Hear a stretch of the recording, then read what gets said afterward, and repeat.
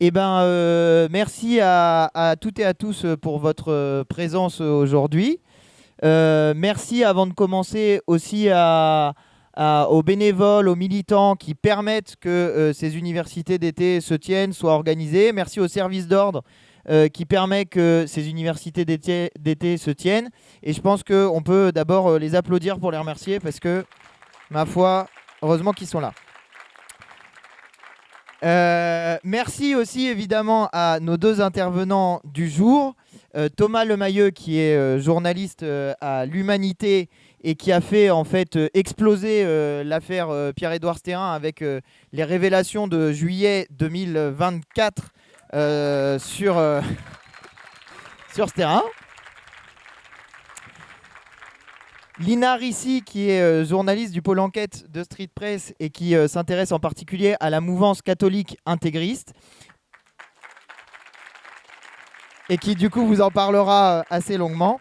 Et puis j'excuse Elsa Sabado, qui est journaliste à Mediapart, qui malheureusement a eu un décès et qui du coup n'a pas pu se joindre à nous en dépit de tous les efforts qu'elle a essayé de faire et qu'on a essayé de faire pour faire une visio, pour faire un peu tout.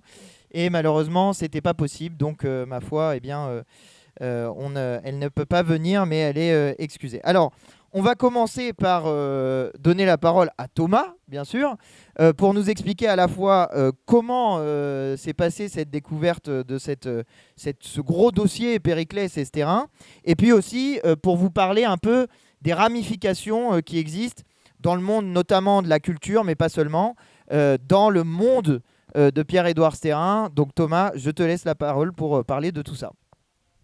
Je pense micro là. D'accord, très bien. Merci beaucoup Antoine, merci de l'invitation. Je suis ravi d'être là avec vous. Je voudrais quand même, malgré cet accueil extrêmement sympathique et chaleureux, et c'est pas du tout pour le refroidir, mais je voudrais dire quand même en tant que journaliste et en tant que syndicaliste, journaliste au syndicat national des journalistes, qu'on regrette en fait le fait qu'un journaliste du Monde a été écarté du suivi de cette université d'été. On pense que, en particulier, des espaces comme celui-ci doivent être ouverts.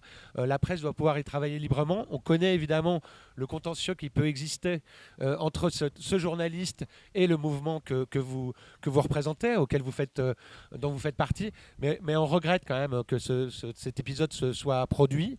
Je pense que tu veux dire un mot du coup là-dessus, mais peut-être tout à l'heure. Enfin, je veux dire, moi, je peux peut-être aussi. Voilà, je voulais simplement le dire parce qu'il faut que ces choses-là soient dites aussi, nous semble-t-il, parce que voilà, on peut se parler directement et franchement. Je reviens en fait, je peux t'en dire un mot tout à l'heure. Voilà, moi, ce que je voulais vous dire, c'est qu'on est ici. Je suis ravi d'être avec vous. Il faut savoir que pour le moment, là, ces jours-ci. Ces jours-ci, en Sologne, au domaine de Chalès, qui a fait un peu parler de lui ces derniers mois, puisque c'est là que va ouvrir une école privée hors contrat catholique qui s'appelle l'Académie Saint-Louis. Eh bien, depuis hier, depuis le 20 août et jusque dimanche, se tiennent des vacances avec le bon Dieu. Alors, je suis très heureux d'être ici avec vous et pas là, évidemment. Il y a 500 personnes qui sont sur le domaine de ce château pour écouter des conférences, faire leurs confessions, faire des messes, des prières, écouter des conférences contre l'IVG, écouter des conférences qui doivent permettre de rechristianiser le pays.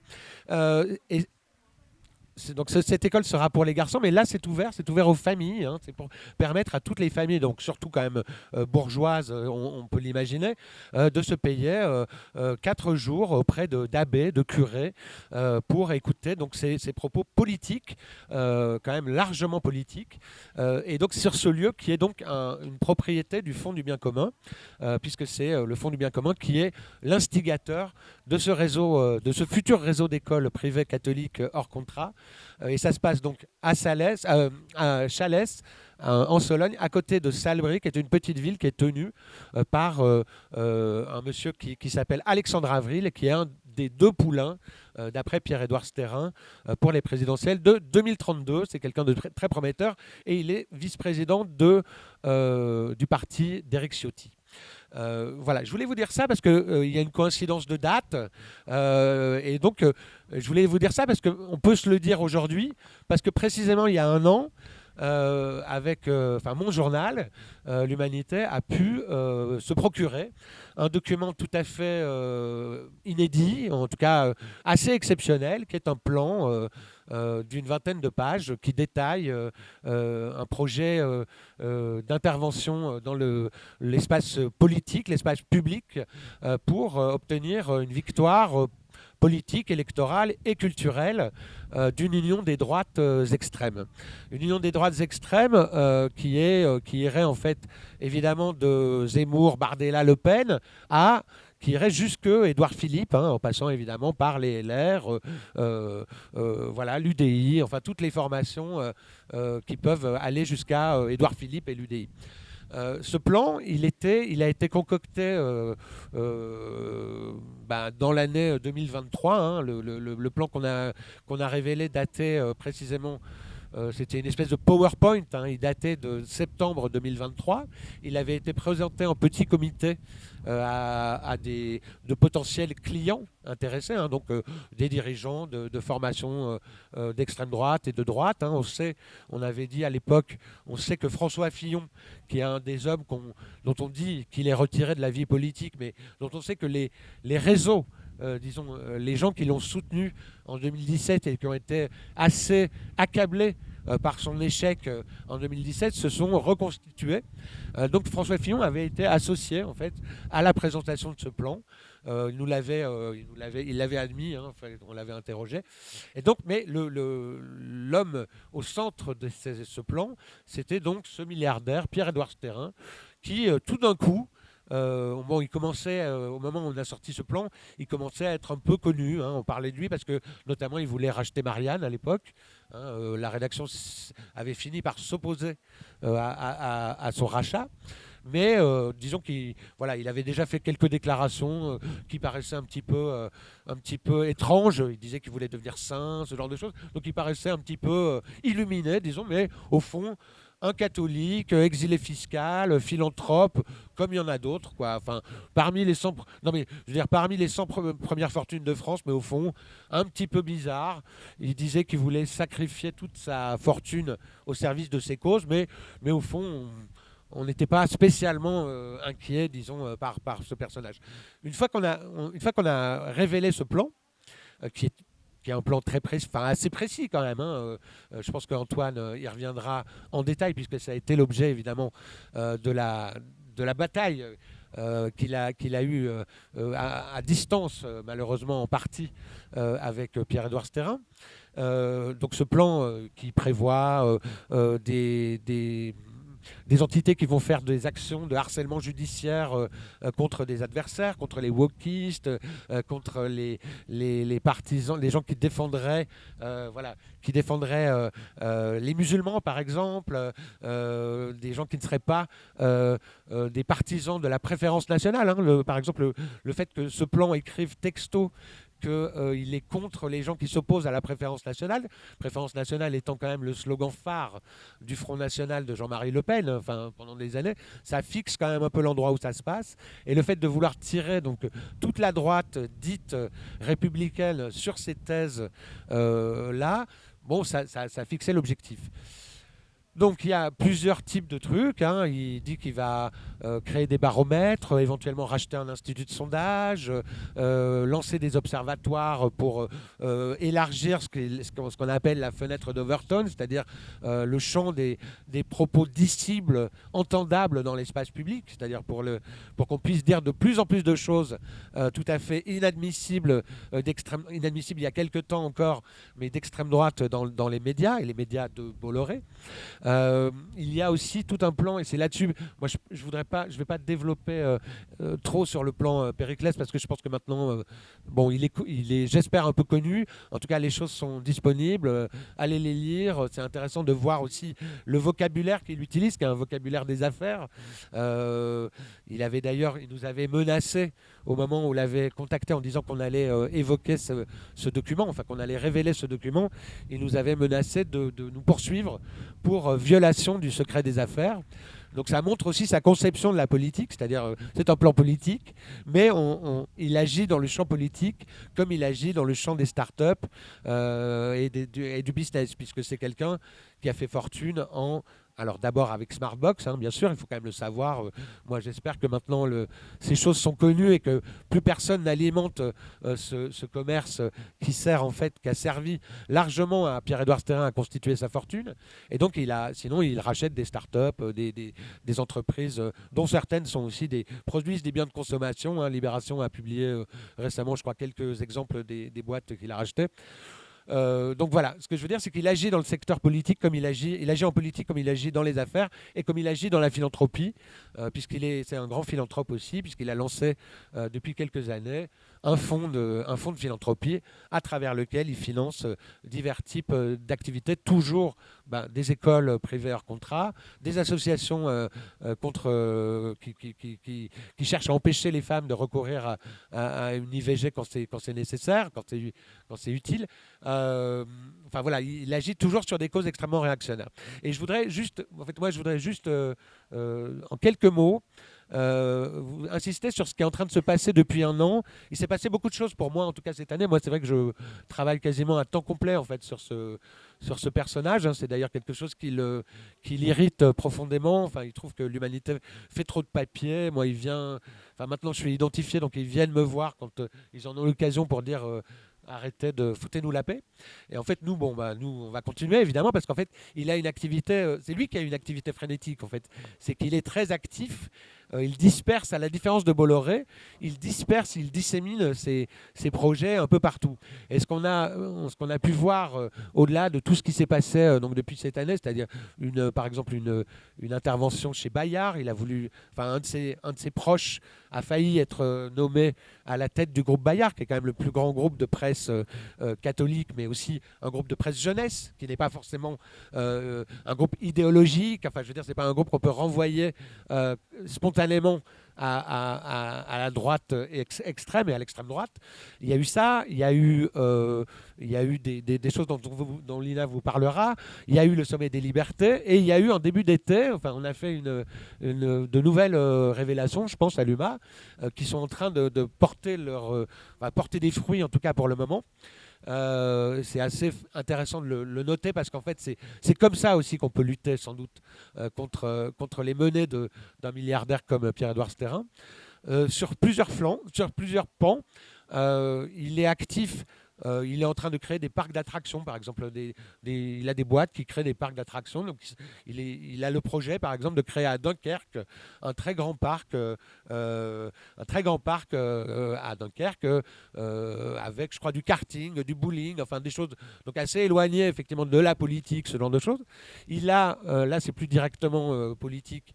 On rentre directement dans les choses politiques. Il a toute une activité dans le champ de la réalité virtuelle, la réalité augmentée, et notamment avec la cité immersive Viking à Rouen, qui a été créée il y a un an, qui est donc un endroit où on peut, moi que j'ai visité au mois de juin, qui est un endroit où le clou du spectacle en fait est la conversion du chef viking au christianisme, qui permet de régler les problèmes. Et c'est très spectaculaire. Rien n'est spectaculaire dans ce musée, sauf la salle où il y a des croix et Philippe Torreton, qui est l'acteur qui joue le chef viking, sous une pluie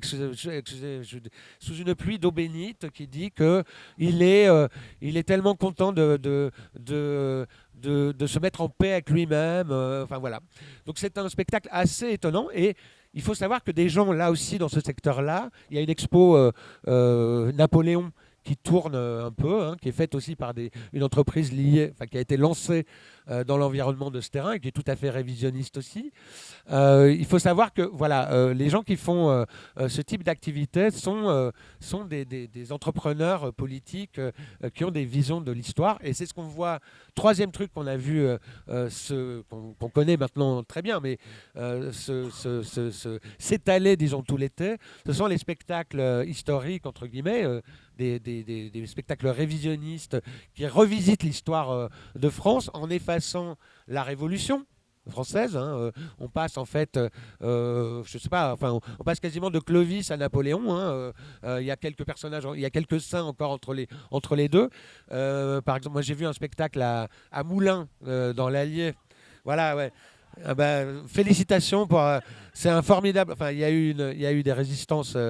Voilà. Donc le spectacle s'appelait Murmure de la Cité. Il a été largement subventionné par les collectivités locales, à tous les échelons, hein, de droite, toutes de droite, de Laurent Wauquiez au maire de Moulins, Pierre-André Périssol, hein, un ex-chiracien, qui ont complètement fermé les yeux sur le fait que ce spectacle était une émanation d'un groupuscule identitaire, intégriste, traditionnaliste, enfin extrêmement radical, puisque 10 jours après le spectacle, ils faisaient eux aussi une université d'été, alors un beaucoup plus petit comité qu'ici, mais il y avait Jean-Yves Le Gallou, qui est donc le président de l'Institut racialiste Iliade, hein, qui est un partenaire en fait de ce terrain. Il faut savoir que ce terrain, il peut aller extrêmement loin avec des gens qui sont extrêmement sulfureux, qui devraient rester très sulfureux parce qu'ils sont les héritiers, en l'occurrence quasiment direct, là, de la nouvelle droite, qui était alliée à des anciens Waffen-SS, etc.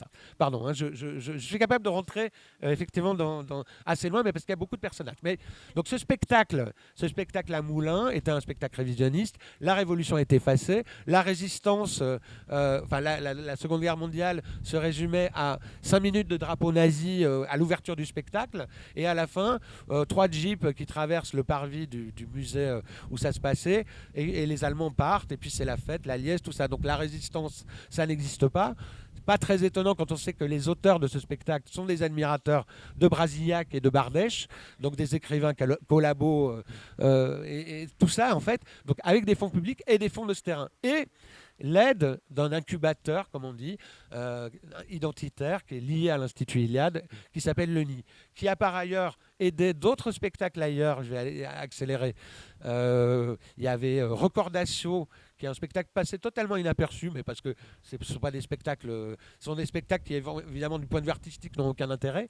Mais voilà, en Maine-et-Loire et en Vendée, il y a eu cet été, ça fait 3 ans que ça existe, avec le soutien de cet incubateur du Nid et des liens avec la galaxie Sterrin, un spectacle qui s'appelle Recordatio, qui en fait décline, je crois que chaque année, ils prennent un général Chouan pour raconter l'histoire d'un général Chouan, enfin voilà, tout ça. Donc évidemment, tout ça sert à... Enfin, c'est un propos tout à fait contre-révolutionnaire, mais extrêmement violent, quoi. Enfin, je veux dire, il y a assez dans l'Orne, à côté d'Alençon, qui est en fait le fief d'un groupuscule qui est en train d'exporter en milieu catho-traditionnaliste les méthodes des groupuscules identitaires dont Street Press s'occupe remarquablement, qui s'appelle Academia Christiana, qui fait tous les ans son spectacle, là avec le soutien affiché du Fonds du bien commun. Et d'ailleurs, donc un spectacle là aussi, hein, pareil, hein, historique, tout ça, mais là eux en plus, dans leur logo, il y a un truc quand même presque indécent, c'est on leur prête, à mon avis, une association de gens qui sont des collectionneurs de matériel lié au débarquement, voilà, leur prêtent des véhicules, des alliés pour participer à ce spectacle. Donc je crois que c'est, en fait, je ne sais plus comment s'appelle l'association, mais je pense qu'elle est liée, il y a le nom de la résistance dedans, quoi. Donc il y a vraiment... En fait, on est là face à des captations extrêmement fortes et violentes, quoi, hein. Je n'ai pas fait l'acronyme de Périclès tout à l'heure, mais je ne vais pas le faire là, mais il y a résistant en fait dans le nom de Périclès. Autre spectacle, bon, il y en a plein d'autres, hein, et dernière chose sur cet aspect-là, qui est la chose la plus fructueuse, je pense, parce que il faut bien voir qu'en fait, un des objectifs de Périclès, ce sont les municipales de l'année prochaine, hein. Bon, on sait que la situation politique est mouvante. Enfin, depuis la rédaction de ce plan, la situation politique, elle a évolué de façon relativement imprévue, hein. Ils n'avaient pas prévu, évidemment, la dissolution de l'année dernière. Enfin, il y a eu à la fois une accélération, sans doute, qui était attendue, mais qui n'est pas allée au bout, pour ces gens-là, donc notamment avec la scission, la sortie de Ciotti, etc., et l'alliance avec le RN. Mais donc leur objectif, ce sont les municipales l'année dernière. Ils veulent gagner plus de 1000 villes l'année prochaine. Ils sont en train de s'organiser, notamment en ayant mis sur place, on y reviendra je pense avec Antoine, un institut de formation, enfin un institut qui fait des formations très rapides, de 2 jours, qui s'appelle Politicae. Et donc, dans ce cadre-là, moi je ne sais pas, je ne dis pas que faut se méfier, hein. Je ne dis pas que les choses sont organisées, que ce terrain tire toutes les ficelles. Simplement, il a organisé, il participe d'un écosystème où les choses peuvent se relier, et notamment avec les questions des enjeux municipaux. Le fait que depuis quelques mois existe une entreprise qui a été lancée par un ancien partenaire de ce terrain qui avait cofondé avec lui la Nuit du Bien Commun, donc ces galas de charité par lesquels il fait des galas de charité dans lesquels les grands bourgeois dans les métropoles vont financer des projets avec les conservateurs réactionnaires, comme on le disait tout à l'heure. Et donc un de ses partenaires dans ces Nuits du Bien Commun a lancé une entreprise qui s'appelle Studio 496. 496 étant la date pour eux du baptême de Clovis. Donc c'est évidemment le signal est limpide. Et donc cette entreprise a pour ambition de créer une franchise de plus d'une centaine de fêtes traditionnelles en France. C'est toujours ce sont toujours des projets d'investisseurs, quoi. Il y a toujours une envie de faire du fric. C'est pas quelqu'un c'est pas quelqu'un qui arrive qui est désintéressé. J'y reviendrai peut-être tout à l'heure, mais donc il lance cette entreprise qui veut faire une franchise de fêtes traditionnelles. Il crée à l'intérieur de cette franchise un label qu'ils ont appelé les plus belles fêtes de France. Et donc il se trouve que nous à l'UMA en début juillet on a sorti un article qui disait qui révélait, mais c'était pas très compliqué à trouver, que ce terrain était rentré au capital de cette entreprise qui avait déjà des liens, il y avait déjà des liens de personnes, mais maintenant en plus il y a un lien capitalistique. Et dans le même temps il avait racheté par ailleurs un autre truc qui s'appelle le Canon Français. Alors ça, je ne sais pas si vous connaissez, j'espère qu'il y en a un bientôt à Bourges. Je sais que l'AFI se mobilise pour... l'AFI et d'autres forces de gauche appellent la municipalité à ne pas donner le lieu où ça se passe. Oui, donc ce sont des banquets où il y a 1000 personnes qui boivent du pinard, mangent du cochon plutôt, de la charcuterie, et en chantant des chants, pourquoi pas, de la variété française. Mais bon, c'est pas non plus... voilà. Donc ce terrain l'a racheté en début d'année. Donc ce terrain rachète le Canon Français. Ce terrain rentre au capital du studio de 496 qui lance un label Les Plus Belles Fêtes de France. Label en fait qui n'est pas quelque chose qui serait accordé aux villes en fonction de leur... du fait que leur fête est vraiment très très belle et qu'il faut adhérer à l'association, et à partir de là on a la chance d'obtenir ce label peut-être. Et notamment une des premières fêtes qui a été labellisée, c'était à Salbris, donc à côté du domaine de l'Académie Saint-Louis dont je parlais tout à l'heure, donc chez ce maire UDR qui a lancé il y a 1 an un festival gallo-romain. Lui, il était déjà dans les 10 premières plus belles fêtes de France, donc ça montre bien que c'est un peu pipé, quoi. Donc, on a sorti le fait que ce terrain était derrière tout ça. Pendant 3 semaines, ça n'a pas trop bougé. Enfin, je veux dire, et puis, au Pays Basque, Hendaye, Asparan, Espelette, les gens, qu'est-ce qu'on fout ils se sont dit, mais qu'est-ce qu'on fout dans ce truc avec un milliardaire français, exilé fiscal en Belgique d'extrême droite, qui par ailleurs, je le dis au passage, est en train de racheter le Biarritz, le club de rugby de Biarritz. Et donc, évidemment, ils sont sensibles. Ils se demandent déjà ce que fait Pierre-Édouard Stérin dans leur coin, au-delà du fait qu'il a sans doute une villégiature sur place et qu'il aime le Pays Basque pour les vacances. Donc, il y a quand même des questions qui se posent. Puis ça remonte en Bretagne, voilà, Paimpol. Ils disent quand même, nous, c'est pas trop notre truc. Et donc, voilà, maintenant, tous les jours, moi, j'avoue que je regarde ça avec une certaine... je ne vous le cache pas, c'est un certain plaisir de voir que oui, l'information, ça sert à quelque chose. Tous les jours dans la presse locale, il y a des villes qui doivent dire est-ce qu'on reste, est-ce qu'on ne reste pas. Beaucoup de celles qui parlent disent qu'elles partent parce qu'elles sont apolitiques. En tout cas, elles ne veulent pas de ce soutien-là, qui est par ailleurs un soutien tout à fait dérisoire. Hein. Il s'agit de toucher 1000, 2000 balles. Enfin, c'est pas des fonds massifs. Mais, et je vais terminer là-dessus, ça vient pour montrer quand même que tout ça vient d'un espace politique qui est celui que travaille ce terrain. Ça vient évidemment sur fond de baisse des dotations, alors à la fois pour les municipalités, de subventions pour les festivals, les événements culturels. Un des endroits les plus importants où il y a eu des batailles, en tout cas, contre ces décisions, c'est la région Loire-Atlantique, avec Christelle Morancé, qui est la numéro 2, je crois, du parti Horizon d'Édouard Philippe.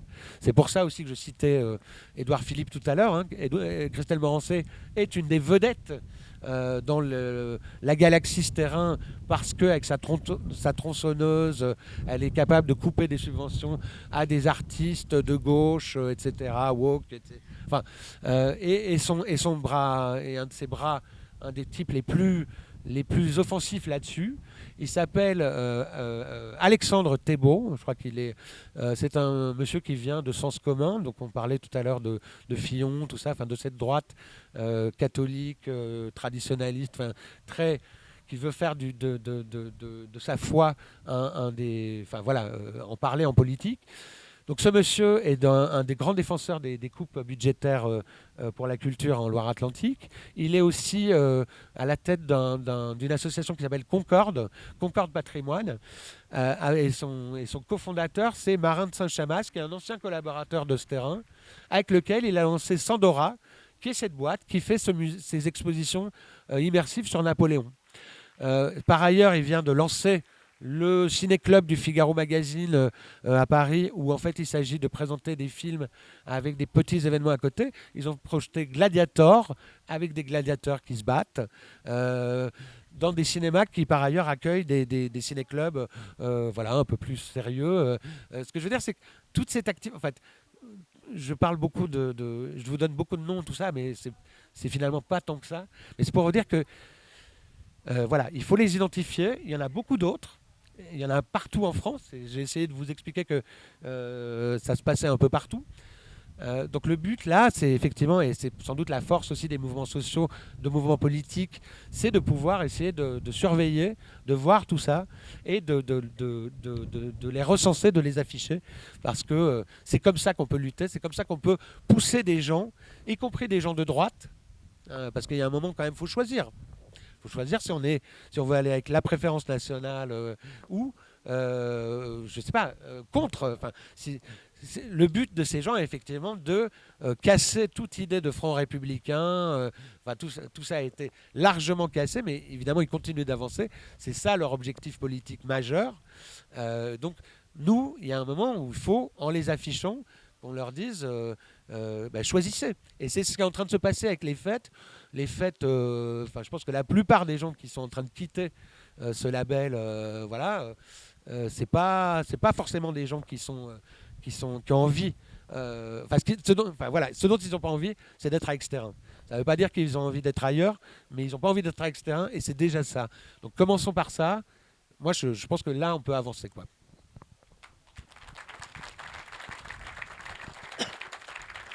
Merci Thomas. Ce que je propose, c'est qu'on prenne les questions à la fin pour éviter de trop rallonger. Et voilà, comme ça sera plus groupé. Je vais du coup commencer par répondre sur ce que tu disais tout à l'heure sur la liberté de la presse. Bon, que les choses soient extrêmement claires. Nous, on a écrit en juin dernier à la rédaction du Monde, à la sortie du livre La Meute et de divers propos qui ont été tenus par les auteurs de ce livre. Qui nous qualifient de secte, qui en parlant de meute nous animalise quand même, c'est pas léger, qui dans le livre expose la vie privée d'un certain nombre de personnes, y compris les enfants, notamment pour Aurélie Trouvé, bref, qui à notre sens sortent des règles du métier et de la déontologie à laquelle doivent s'astreindre normalement les journalistes, en particulier sur le respect de la vie privée d'une part, et par ailleurs sur le croisement des sources et le contradictoire. Parce qu'il y a un certain nombre de calomnies qui sont racontées sur nous, sur lesquelles nous, on n'a rien eu à dire. Alors moi, je suis qualifié de personne extrêmement travailleuse. C'est pas faux. Mais il y en a d'autres qui s'en prennent plein la gueule. Et c'est pas une question de choisir ou de pas choisir, c'est qu'on n'a rien à leur dire. Moi, il m'a écrit des messages pendant les vacances, Monsieur Pérou. Je lui ai répondu, je n'ai pas envie de parler avec vous. Voilà, c'est la traduction du fait qu'on n'a pas envie de parler avec eux. Moi, j'ai aucun problème à ce qui est Le Monde, même Le Figaro, avec qui on a de sérieux désaccords. Ils sont accrédités, c'est pas un sujet. Le sujet, c'est que c'est difficile pour nous, et humainement, c'est difficile pour nous. Juste ça, c'est une question de respect, une question de respect des militants eux aussi, parce qu'on se fait littéralement pourrir. C'est une question de respect humain, individuel, que de dire qu'on n'accepte pas que les personnes qui ont écrit ce livre-là viennent parce qu'on considère qu'elles ne font pas un travail de journaliste. C'est une opinion qui est l'opinion qu'on a portée nous. Je comprends qu'on puisse être en désaccord, mais en même temps, il faut aussi comprendre notre point de vue à nous et un truc tout bête qui est une question de la dignité des militants insoumis qui n'ont pas à se faire insulter comme ça par des gens qui utilisent le nom de journaliste et qui, à mon sens, le savent. Bon. C'est gentil, je faisais pas ça pour obtenir des applaudissements, mais je comprends je comprends dans votre réaction que, au moins pour ce qui nous concerne, nous, les militants insoumis, je pense qu'on est raccord. Et par ailleurs, le fait qu'on vous ait invité aussi est pour dire qu'il y a une forme de journalisme que nous, on affectionne particulièrement et qui est justement le travail que vous faites, vous, qui est un travail d'investigation, de recherche et qui me semble, moi, être un travail qui est indispensable et utile au peuple. Peut-être tu veux dire quelque chose, Manon, tu diras quelque chose. Tu diras quelque chose, ok. Je passe à la commission d'enquête. Donc, je rebondis d'abord un peu sur ce qu'a dit Thomas, parce que alors, c'est trop savoureux pour moi, quoi. Vous voyez à quel point répondre à ces gens-là par la Révolution et la République, c'est quand même une méthode efficace de lutte, puisque leur France, point de départ, c'est 496 Clovis, alors qu'on n'est même pas sûr que ce soit en 496 déjà. Il y a débat sur ce sujet-là, mais que surtout, ce qui fait sens pour nous dans l'histoire de France, le drapeau tricolore, la Marseillaise et la devise liberté, égalité, fraternité, ça vient précisément de la rupture avec cette période-là, et que pour la petite histoire, pour ceux qui sont de Reims, quand Clovis s'est fait baptiser, l'évêque Rémy lui dit redresse-toi, Sicambre, brûle ce que tu as aimé, adore ce que tu as brûlé, et que les révolutionnaires ont suivi le message en brûlant les restes de l'évêque Rémy à la Révolution, et que, ma foi, ils avaient parfaitement compris ce qui s'était passé. Je vous raconte ça pour la partie réponse du tac au tac. Je ne vais pas plus loin sur les rebonds, même si je signale une chose, c'est que dans leur tête, manger du cochon, c'est pour s'en prendre aux musulmans. Ils oublient qu'ils s'en prennent pas qu'aux musulmans. Hein ? Et quand nous, on nous traite d'antisémites sur tous les tons, eh bien, ne pas manger de cochon, c'est aussi mettre de côté les juifs et toute une partie de la population qui, en raison de sa religion, ne mange pas de cette viande-là. Et en l'occurrence, normalement, si on allait jusqu'au bout du raisonnement écologique, on devrait tous essayer d'en manger moins, que ce soit du cochon, du bœuf ou n'importe quoi, on devrait essayer d'en manger moins, voire pas du tout. Et c'est ça qui devrait être l'objectif de tout le monde, plutôt que de faire le tri à l'intérieur de la bouffe. Je viens maintenant sur le sujet plus sérieux, mais c'était pour vous motiver à l'entrée. Alors je suis désolé parce qu'il y a un vent considérable qui va me rendre difficile le travail, puisque comme c'est sur la partie basse et que le vent est par en bas, c'est pas facile. Mais le travail, disons la manière dans laquelle on est entré avec la commission d'enquête sur le sujet de ce terrain, c'est la question du financement de la vie politique. Parce qu'il y a des règles qui existent dans le financement de la vie politique, qui justement sont là pour garantir que les puissants, ce que Robespierre appelait les aristocrates de l'argent, ne puissent pas influencer de manière excessive sur les élections. Et donc n'importe quelle élection, pour ceux d'entre vous qui ont été candidats soit aux législatives, soit aux municipales, vous le savez, vous avez un plafond de dépenses et vous ne pouvez pas aller au-delà. Bah oui, mais que se passe-t-il s'il y a un type qui est un peu malin et qui a réussi à financer plein de trucs pour que ça ne soit pas dans le plafond de dépenses, mais en fait il a fait une campagne, il a financé une campagne. Donc moi j'avais vu passer l'article de l'UMA, il y avait un petit moment, puis je m'étais dit, oh bah quand même, c'est choquant cette histoire. Mais bon, sans plus, quoi. Je m'étais pas rentré à fond dans le truc. Et puis en faisant la commission d'enquête, à un moment donné, on avait la CNCCFP, que vous connaissez pour ceux qui ont été candidats encore une fois des élections, donc la Commission nationale des comptes de campagne et du financement de la vie politique, un truc comme ça, qui était devant nous là, puis il se dit, bon bah vous avez vu cette histoire de Pierre-Édouard Stérin qui finance des trucs et tout, vous trouvez pas que ça peut peut-être un peu contourner les règles de financement de la vie politique ? Si, vous avez raison monsieur le député, c'est vrai. Et puis par ailleurs, eux, ils évoquent un truc que je ne comprends pas tout de suite. Ils disent oui, il y a aussi un sujet sur les prêts qui sont faits aux candidats. Et vous avez vu qu'il n'y a pas très longtemps, il y a eu une histoire que Pierre-Édouard Stérin avait financé par des hommes de paille les campagnes du Rassemblement national. Je pense que c'était de ça dont ils étaient en train de parler, la CNCCFP. Mais comme le temps était réduit à la fin de la commission d'enquête, j'ai pas eu le temps d'aller leur demander les documents que j'aurais voulu aller leur demander. Et c'est la faute de Pierre-Édouard Stérin, puisque comme il ne s'est pas pointé, ça nous a fait perdre un temps considérable. Mais je vais y revenir. Donc on a commencé par là. La question du financement de la vie... Ah bah voilà, c'est super ça.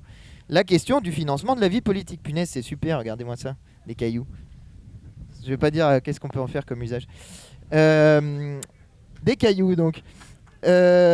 Donc, on entre par cette question-là. Et le projet Périclès, celui-là, il va partir, mais c'est pas grave, c'est dit. Le projet Périclès, donc tu l'as dit rapidement, mais il parle victoire idéologique, victoire électorale, victoire politique. Il y a 2-3 trucs qui sont de l'ordre de ce que doivent faire normalement des partis politiques. Former au combat électoral des candidats, stratégie, communication, choix des thèmes, mettre à disposition tous les outils nécessaires, big data, médias, ressources humaines, financement. Victoire politique, permettre l'exercice réussi du pouvoir dès la prochaine échéance électorale. Construire une relation de confiance avec tous les leaders de la droite. Je ne vous fais pas la liste complète, mais en gros, Périclès, c'est un objet parti politique. Et qui, du coup, comme il n'en est pas un, peut bénéficier de... des largesses que permet la liberté d'entreprendre. Et donc pouvoir faire ici le financement d'un institut de sondage s'ils ont envie, ici le financement d'un média, ici le financement d'un type, d'un gars. On va payer un type pour faire responsable de l'Observatoire national de l'immigration. Voilà. Et ils vous inventent comme ça des types qui sont ensuite invités sur CNews. Et puis une fois qu'ils sont invités sur CNews et qu'ils ont la validation médiatique d'une chaîne indépendante, eh bien les voici arrivés... Je suis désolé, mais c'est littéralement ça qui se passe. Une fois qu'ils sont validés médiatiquement par CNews, les voilà sur BFM TV et puis parfois sur France Info, mais j'y reviendrai tout à l'heure. Donc voilà par où on attrape d'abord ce sujet. Et le premier truc qui frappe quand on regarde Périclès, c'est les ramifications. Alors déjà, il y a plein de trucs. Et quand on regarde ce terrain d'une manière générale, c'est les ramifications. Nous, on a fait un travail avec mon équipe et notamment avec Ivan Carreno, qui est mon collaborateur en circonscription, qui a fait un travail de cartographie de tous les trucs qui avaient été révélés à un moment donné sur Pierre-Édouard Stérin et sur Périclès et compagnie. La cartographie, elle est quasi illisible. Elle est en PDF, il faut la sortir en PDF et puis il faut aller zoomer dedans pour voir les ramifications. Parce que sinon, c'est tellement grand, c'est tellement vaste qu'à côté, par exemple, le truc qui est fait par Acrimed sur les liens financiers dans les médias, à côté, c'est de la gnognotte. Hein, parce que Stérin, c'est des trucs un peu partout. Son mode de fonctionnement à Stérin, c'est le même que celui qu'il a utilisé pour faire son succès financier. C'est il a investi dans un peu tout. Puis à un moment donné, peut-être il y a quelque chose qui marche. Bah, il fait pareil dans la vie politique. Alors il fout du fric à plein de gens. Des fois, les gens, ils ont pas besoin de beaucoup d'argent pour réussir à faire des trucs qui sont fantastiques. Regardez par exemple la France Insoumise. On a commencé, on n'était pas beaucoup. Et on n'avait pas beaucoup de sous. Regardez combien on est maintenant. Bon, bah voilà, quand les gens, ils sont un peu... Quoi ? Eh voilà, il devrait... Non, mais on veut pas de son fric, nous.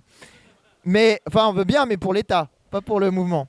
Mais d'ailleurs, oui, on va en parler. Mais donc, il investit dans certains trucs, et puis il mise sur des gens. Alors, il note tout le monde. Tout le monde est noté de 0 à 10, jusqu'à sa propre femme, ce qui est quand même assez particulier. Je vous jure que c'est vrai.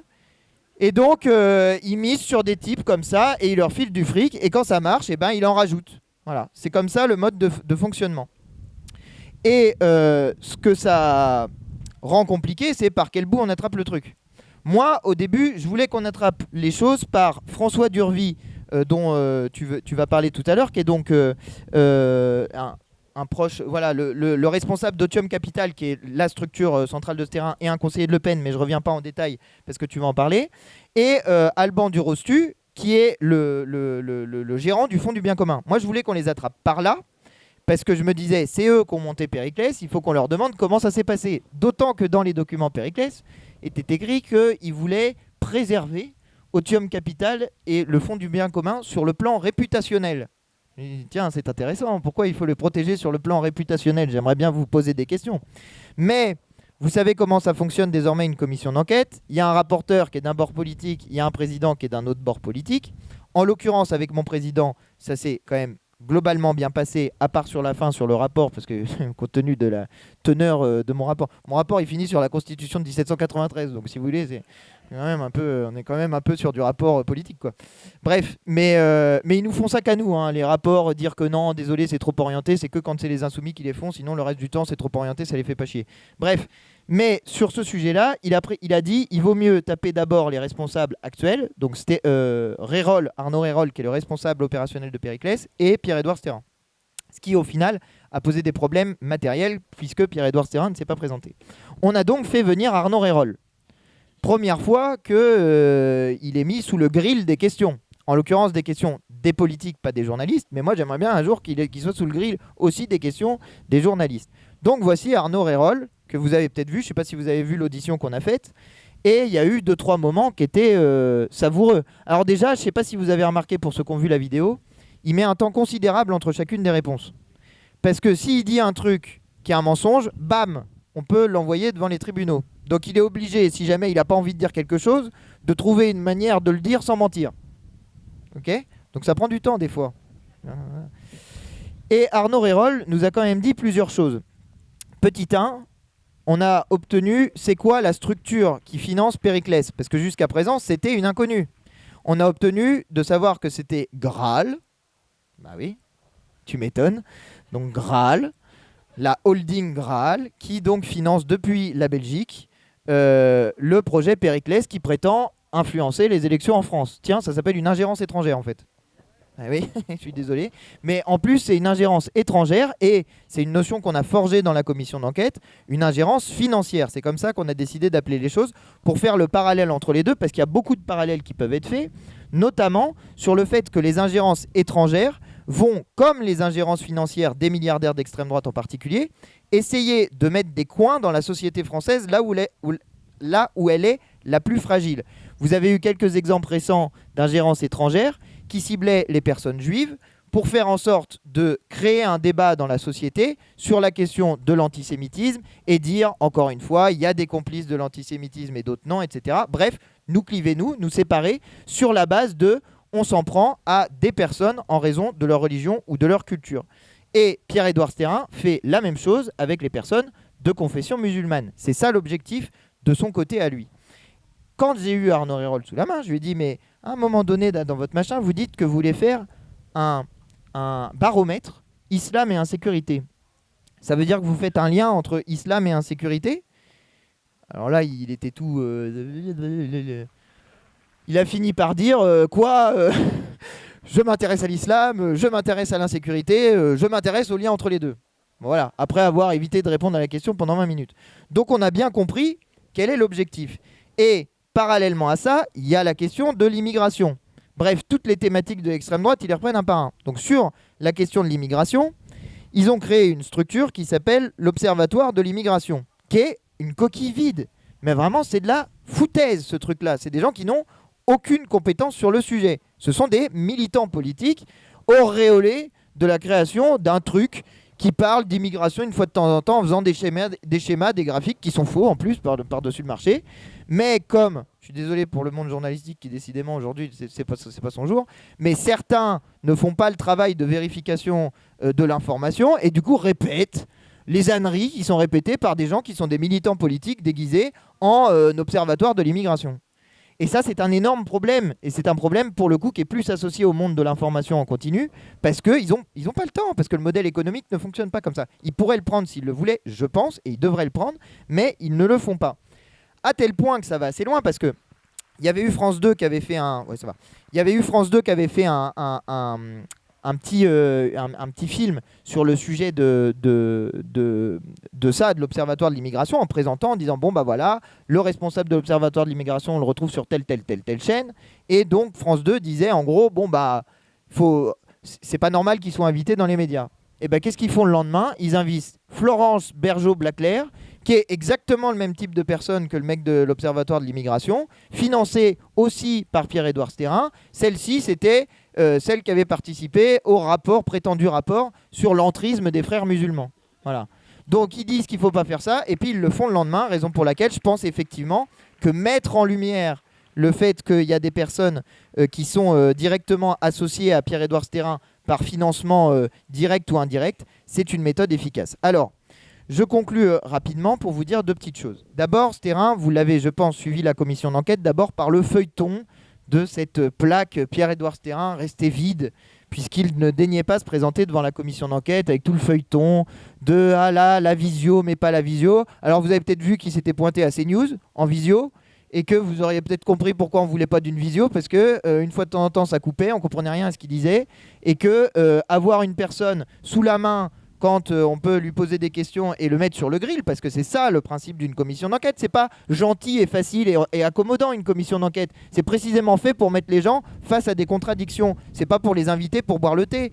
Donc nous on voulait qu'ils soient là, y compris sous la pression de la représentation nationale tout entière, parce que c'est ça qu'on est à l'Assemblée nationale, et nous on accorde une grande importance à ce rôle-là, pour qu'ils nous lâchent des trucs, ils nous disent des trucs, ils commettent des fautes, je l'assume, je voulais qu'ils commettent des fautes, et qu'ils nous disent des choses en étant devant la représentation nationale, et sous la pression du poids politique qu'est celui d'une commission d'enquête, parce qu'il n'est pas question qu'on se laisse marcher sur les pieds par des gens sous prétexte qu'ils ont beaucoup d'argent et qu'en plus ils vont le planquer en Belgique pour éviter de payer leur juste part d'impôt. Donc c'était important qu'ils viennent.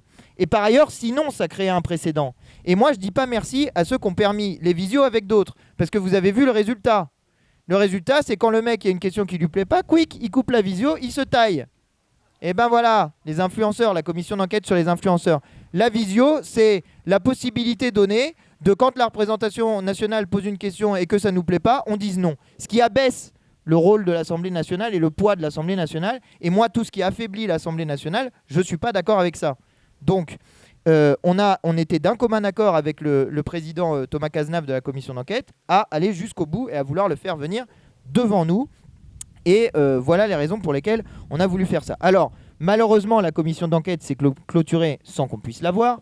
Par ailleurs, ce n'était pas le sujet de la commission d'enquête. La commission d'enquête, c'était sur l'organisation des élections en France. Ce n'était pas ni sur Périclès, ni sur je sais pas quoi. On l'a prise par le bout de la question du financement. Moi, j'ai proposé à la commission des lois, dont je suis membre, et au président de la commission des lois, qu'on fasse, on a d'ailleurs proposé en commun avec Thomas Cazenave, qu'on fasse une commission d'enquête, cette fois-ci dédiée à la question de Pierre-Édouard Stérin et d'une manière générale des ingérences financières. Donc ça, c'est une sortie possible. Je veux juste vous donner un petit bilan quand même, parce que par rapport à ce qu'on se disait tout à l'heure, avant juillet 2024, c'est-à-dire avant le moment où Thomas Lemayeux fait son article dans l'Humanité, il y a 4000 recherches sur la page Wikipédia de Pierre-Édouard Stérin tous les mois. Au moment où il fait son article, ça passe à 104 000 recherches. Ce qui veut dire que les gens s'intéressent au sujet. On retombe ensuite à 20 000 recherches par mois, et puis commission d'enquête, pouf, on passe à 190 000 recherches au moment fort de la commission d'enquête, et depuis on est à 100 000 recherches par mois. Donc on a réussi collectivement, avec un travail de journalistique et politique de l'autre côté, à mettre la lumière sur ce sujet-là. Je vous dirai un peu les perspectives d'action que je vais le dire maintenant et puis je te laisserai conclure. Mais donc sur les perspectives d'action que je pense qu'il faut mettre en œuvre, j'avais prévu de conclure comme ça et de finir comme ça, mais je vais le faire maintenant, comme ça je te laisse la parole. Petit 1, je pense que ce qu'il faut faire, c'est donc faire ce travail de mise en lumière avec notamment une commission d'enquête dédiée si on y arrive. Petit 2, le faire de toute façon. Donc nous, on va essayer avec l'insoumission notamment de faire ça, de mettre les noms, y compris pour que les gens qui disent qu'il ne faut pas inviter certaines personnes parce qu'elles sont financées par ce terrain puissent voir qu'elles-mêmes invitent des personnes qui sont financées par ce terrain, parce que alors, quand même c'est un comble de voir ça. Et puis, dernier point, et ça permettra de dire des choses positives, il y a le travail de la presse indépendante et qui fait un travail d'enquête, de recherche, et qui a permis justement que cette affaire éclate. Donc soutenir la presse indépendante, c'est une méthode aussi efficace de lutte, à mon avis, et je tenais aussi à le dire. Je vais donner la parole à Lina Rissi pour conclure, donc journaliste d'investigation à Street Press, pour parler donc de la partie catholicisme intégriste. Juste avant, donc tu as parlé des académies de Saint-Louis, je vous rappelle juste un petit truc qui s'est passé pendant les vacances. Pierre-Édouard Stérin était dans une conférence avec un curé, dans laquelle il dit qu'il veut des bébés de souche européenne et qu'il veut évangéliser les bébés. Évangéliser les bébés, c'était ça la formule. Ça me semble un petit peu inquiétant. Donc j'ai saisi Bruno Retailleau je sais plus quand, dans l'été. J'ai fait une question écrite à Bruno Retailleau pour lui demander s'il comptait lutter contre l'entrisme catholique intégriste, puisqu'il nous a fait tout un pataquès sur l'entrisme prétendu frériste musulman, je sais pas quoi. Et ben, je lui ai posé la question et je lui ai demandé, compte tenu du fait que le 16 janvier 2025, il a mangé avec Pierre-Édouard Stérin et que Pierre-Édouard Stérin lui a fait une offre de service. Je lui ai demandé si lui, il était une partie du dispositif de Pierre-Édouard Stérin. Donc on verra. Et je pense que Bruno Retailleau, c'est aussi une des personnes dont tu veux nous parler. Et je te cède la parole. Merci Antoine. Je veux bien les petits cailloux. Je sais pas si tout va s'envoler. Bah non mais non, je vais rien faire. Je vais défendre ma profession. Non, oui, moi je suis journaliste. Bah merci pour l'invitation. Je suis ravie d'être là également. Moi je suis journaliste chez Street Press. À l'enquête. Et alors je suis plus spécialiste du monde du travail et c'est pour ça que les milliardaires d'extrême droite m'intéressent parce qu'ils influent aussi le monde du travail. Ah pardon, c'est bon. Mais bref, mais du coup nous on est un média donc qui connaît bien l'extrême droite, Street Press. Il y a ma collègue demain qui sera à une conférence sur les groupuscules d'extrême droite. Je vous invite à y aller, Daphné Deschamps. Du coup, en fait, je voulais élargir un petit peu d'abord pour dire que ce terrain, en fait, c'est la partie émergée et effrayante de l'iceberg d'en fait une mouvance catholique réactionnaire libérale qui s'organise en ce moment. Et le parcours de ce terrain le raconte, puisque lui, il a été étudiant à la Sorbonne, à la fac et aussi à l'EM Lyon. Et en fait, pendant ses années d'études, déjà, il était syndicaliste à l'UNI. Donc, un syndicat sur lequel nous, Street Press, on a enquêté et qui, récemment, il y a eu une épidémie de salut nazi. Donc, ça donne la couleur dans ce syndicat. C'est un syndicat qui ensuite nourrit les rangs du RN et des partis de droite. Alors, intéressant aussi sur ce terrain pour voir ce qu'il représente, c'est qu'il n'est pas fan à la base de Marine Le Pen ou de Bardella. Il les trouve trop à gauche, déjà économiquement. Non, mais c'est vrai en plus. Et puis même sur l'immigration, lui, il est pour la rémigration claire et Marine Le Pen n'est pas assez franc du collier, selon lui. Pareil pour l'IVG, lui, il est vraiment anti-avortement. Marine Le Pen, voilà. Alors, du coup, il y a des choses qui se passent pour que finalement les cathos réac finissent par s'allier au Rassemblement national. Et ça se passe notamment par François Durvy. Donc François Durvy, t'en as parlé un peu, c'est le PDG d'Otium Capital, qui est en fait son fonds d'investissement, parce que ce terrain, il s'est fait connaître dans le monde des ultra riches comme investisseur en start-up, contrairement à un Bolloré qui est très très riche avec le groupe Bolloré dans la logistique, des gros groupes. Lui, c'est les petites start-up, les jeunes pousses. Vous savez, ça a été très très la mode dans les années 2018, voilà. Et donc, celui qui dirige son fonds, François Durvy, lui, il est très proche de Marine Le Pen, de Bardella, et c'est lui qui a leur oreille pour les convaincre d'avoir un programme plus pro-business, qui va être plus proche de celui de Trump ou d'un Milei en Argentine. Et en fait, on en voit déjà l'évolution. Une anecdote, par exemple, c'est qu'après la dissolution, les patrons du CAC 40 ont appelé François Durvy et Stérin. Par contre, les patrons du CAC 40 n'appellent pas Marine Le Pen pour l'instant. Enfin voilà, ça commence à venir malheureusement. Mais pour vous expliquer un petit peu qu'il y a des jonctions qui se font entre ce monde des affaires, ces catholiques, ces hommes d'affaires catholiques réac et le Rassemblement national. Un symbole de ce rapprochement, c'est que récemment, François Durvy, associé à Stérin, a racheté le manoir des Le Pen, le Montretout à Rueil-Malmaison.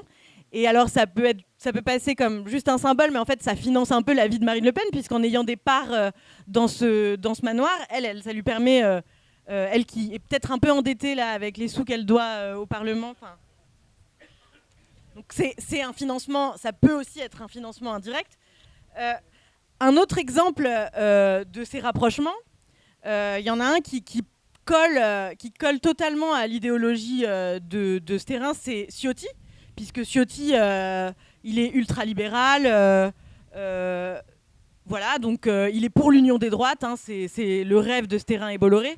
Et ben, quand il y a eu la dissolution l'année dernière, en juin 2024, et que Ciotti a fait son coup d'éclat, a quitté les Républicains de façon assez opportuniste pour avoir des circos en alliance avec le RN, il n'avait pas finalement il n'avait pas assez de gens pour prendre ces circos. Il a reçu l'aide de Stérin et d'Urvy. Et donc, en fait, parmi les députés du micro-parti de Ciotti, c'est l'UDR, on peut trouver des ex-salariés de Stérin. Par exemple, en Ariège, il y a un monsieur qui s'appelle Vincent Trébuget, qui a été élu et qui est l'ancien directeur du mécénat du Fonds du bien commun. C'est pas le seul, il y a aussi des conjoints d'anciens salariés de Stérin dans ces circos-là. Mais bon, le chouchou de Stérin, je ne sais pas si vous voyez qui c'est, je ne sais pas si vous pouvez deviner. Aujourd'hui, c'est qui son chouchou C'est Retailleau. Parce que Retailleau, vraiment, voilà, c'est l'alliance du catholicisme réactionnel et du libéralisme des Républicains. Tu parlais tout à l'heure, Antoine, des notes qu'il met aux gens qu'il croise avec sa façon de penser très business. Il met 9 sur 10 à Retailleau, contrairement à Le Pen et Bardella qui ont 7 sur 10. Donc ça vous indique un peu.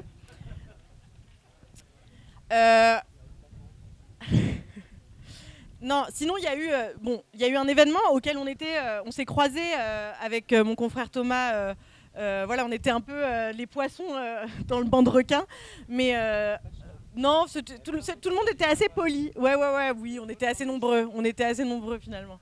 Mais c'était le sommet des libertés en fait au Casino de Paris. Alors moi du coup je me suis dit mais enfin voilà, il faut y aller, on va voir si on va être accepté. Et en fait oui, parce que c'est un coming out totalement assumé de cette alliance entre Bolloré, Stérin et l'extrême droite.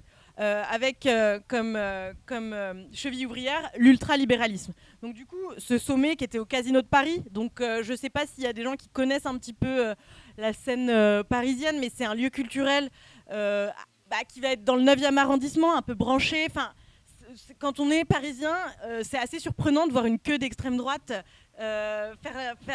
attendre de pouvoir rentrer au Casino de Paris, où il y a plutôt des spectacles d'humour, des concerts. Et en fait là maintenant voilà, c'est ça exactement. En fait en 2023, en rachetant Lagardère, Bolloré a acheté a récupéré le Casino de Paris. Et ça c'est des trucs, mais en fait il y a une telle masse de choses qui sont achetées par Bolloré qu'on oublie. Enfin moi j'avais oublié que le Casino de Paris aussi, on a l'Olympia en tête, mais voilà. Et je pense que c'était le premier événement au Casino de Paris avec une telle couleur politique. Je sais qu'il y a déjà eu des choses à l'Olympia. Voilà. Mais du coup, donc voilà le déroulé de la soirée. On arrive, il y a d'abord un petit verre avec plein de stands qu'on découvre. Et là, on a toute la myriade de think tanks qui sont en fait alignés avec ces idées-là, notamment Contribuables et Associés, qui est un lobby qui veut mettre tout simplement fin à l'impôt. Donc forcément, le résident belge adore. Et aussi, par exemple, des stands de Bitcoin. Parce que pareil, tous les technofascistes qui adorent le Bitcoin sont en alliance totale avec cette mouvance-là. Et il y avait aussi le collectif Némésis, qui était très à l'aise. On sent que là, tout le monde se connaît, donc ça réseaute, verre de champagne à la main. Et puis ensuite, alors il y a d'abord eu des conférences, pareil, sur des thèmes sur combien coûtent les syndicats, pourquoi il faudrait arrêter de financer les syndicats, combien coûtent les retraites. Voilà, vraiment, c'était économique. En fait, il n'y avait pas tant de sujets identitaires comme on en a l'habitude dans les réunions sur le RN à la conférence. Aux conférences, ça n'empêchait pas certains militants de crier immigration quand il y avait une conférence sur quel est le problème, pourquoi la croissance de la France est en berne. Ça n'empêche pas les militants du RN de crier que c'est de la faute des Arabes. Mais malgré tout, voilà, on voyait vraiment une volonté de faire de ce sommet un sommet sur des thèmes vraiment économiques. On est libre d'entreprendre. Voilà. Ensuite est arrivé un espèce de grand oral avec tous les futurs candidats de l'extrême droite, donc validés par le couple de milliardaires Bolloré et Stérin. Donc il y avait Jordan Bardella, Sarah Knafo, Marion Maréchal, Dupont, je confonds avec notre ancien ministre, excusez-moi. Oui, non, mais je sais. Et Marion Maréchal, on l'a dit. Et en fait, là, ce qui était intéressant, je trouve, c'était de voir qu'en fait, Jordan Bardella, qui a un discours auquel on est habitué, sur l'immigration assez lisse, avait moins de succès parmi les foules, donc de Parisiens plutôt branchés business, que Sarah Knafo, qui était vraiment la star de la soirée, et en fait, qui a un discours en fait des plus racistes et des plus ultra-libéraux des 5 ou 6 potentiels candidats d'extrême droite passés, avec un discours tout droit issu de la fachosphère sur c'est Nicolas Quipé. Je ne sais pas si vous avez vu passer ce mème sur Internet. Enfin, moi, j'ai trouvé Sarah Knafo vraiment très agressive ce soir-là. Enfin, un racisme assumé, vraiment, voilà, et une foule qui l'adoube. Donc, c'est intéressant, voilà, de voir que Reconquête est finalement la ligne qui s'aligne le plus idéologiquement, même si électoralement, le choix de Retailleau est aussi peut-être pour eux cohérent. Je vous raconte une autre anecdote qu'on ne peut vivre que quand on est journaliste chez Street Press.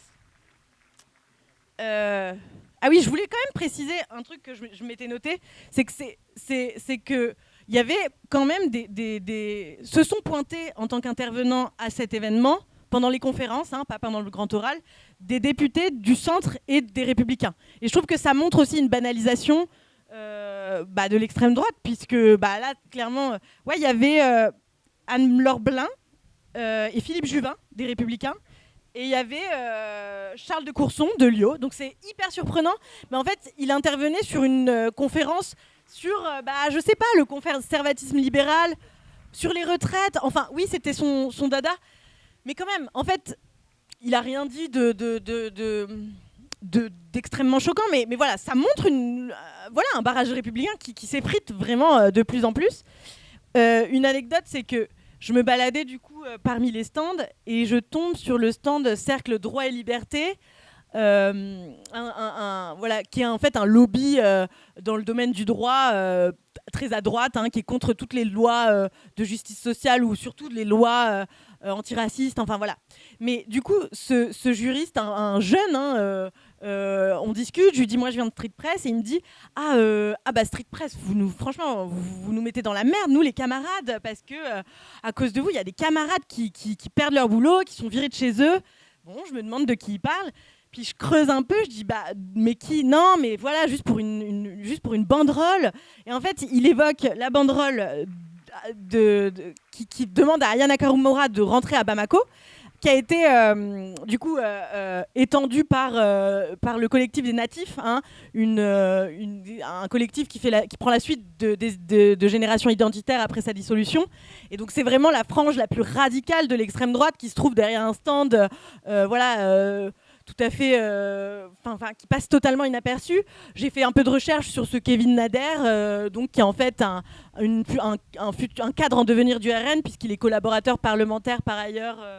Je ne sais plus dans quelle commission, mais voilà, très très vite. Et pourtant, je suis journaliste chez Street Press, donc j'imagine que la parole serait encore plus libérée si je l'étais pas.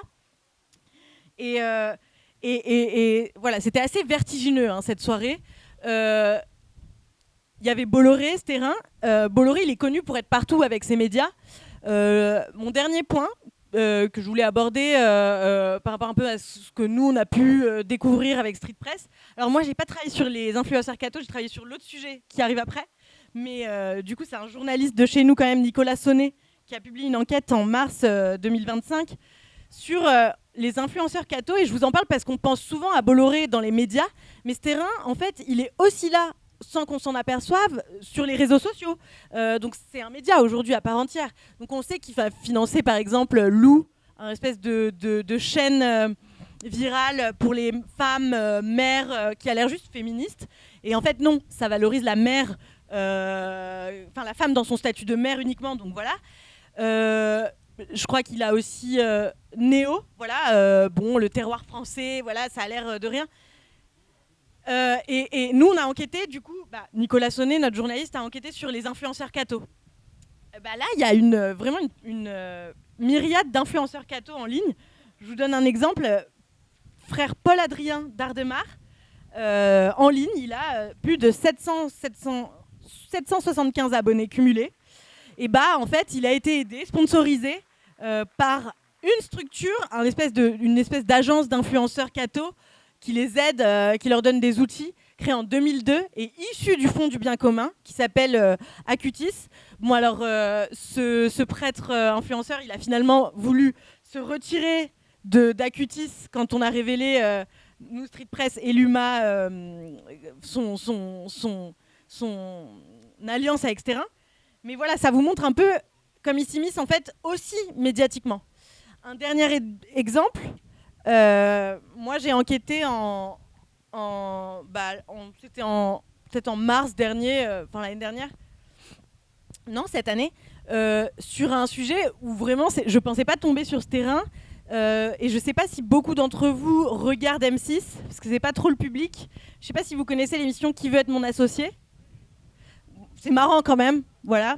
Et ben, en fait, j'ai été alertée par le milieu de la finance sur sa plateforme Blast, qui est en fait une plateforme d'investissement en start-up qui ressemble pas mal. Alors, on est entre nous, je veux pas de diffamation parce que c'est pas exactement un système à la Ponzi, mais ça s'y rapproche quand même.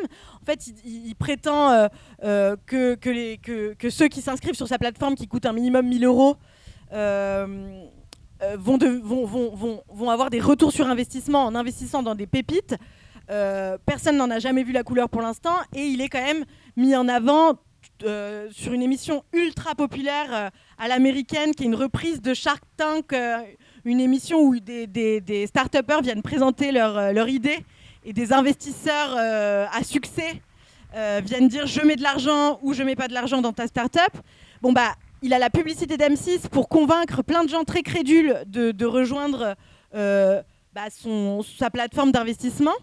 Et ce mec-là, j'enquête sur lui justement pour alerter un petit peu le public sur les dérives que ça peut entraîner, sur le fait qu'il y a potentiellement moyen de perdre son argent en investissant là-dedans. Et en fait, je découvre que déjà, ce mec est fan de Musk. Donc, en plus de faire potentiellement perdre de l'argent à ses fans, parce qu'il en a beaucoup, en fait, il répète un discours sur l'inutilité de l'État. Et comment il a fait son succès, ce monsieur ? Il a fait son succès justement à l'époque où les startups étaient en plein boom, en 2018, avec une boisson qui s'appelle Feed. Vous savez, c'est de la poudre à boire. Alors, on le voit encore parce qu'il y a un partenariat avec Franprix, donc on peut encore voir ces en gros, l'idée, c'est ne pas avoir de repas du midi. Tout le repas du midi dans une boisson en poudre pour être plus efficace au travail. Et en fait, c'est une start-up qui a marché juste grâce au levée de fonds, et notamment, en fait, des sous d'Otium de Sterrin. Et en fait, c'est un petit peu une coquille vide. Aujourd'hui, Feed, personne ne consomme Feed, mais ça continue à marcher parce que les investisseurs n'ont pas envie d'admettre un échec, donc ils continuent à leur enflouer. Mais c'est aussi un produit de Sterrin. Et aujourd'hui, il raconte ce récit d'homme à succès grâce à cette boîte initiale. Et dans un article du Monde, nos confrères du Monde ont révélé que Sterrin avait eu l'idée un jour de faire une télé-réalité sur un homme d'entreprise, parce que c'est une idée que les milliardaires adorent, dire que les chefs d'entreprise dirigeraient mieux la France que les hommes politiques. Il avait l'idée de faire une télé-réalité avec un homme d'affaires, un chef d'entreprise qui serait candidat à la présidence. Ça n'a pas vu le jour, mais en tout cas, il voulait cet Anthony Bourbon, j'ai oublié de donner son nom, à la tête de cette télé-réalité. Enfin voilà, c'est pour vous dire un petit peu qu'il se cache partout et que on a besoin, pour conclure, je vais prêcher ma paroisse. Je pense qu'on a besoin vraiment d'enquêter sur les milliardaires d'extrême droite et on a besoin de moyens. Voilà, donc soutenez Street Press, soutenez l'UMA et puis voilà. Je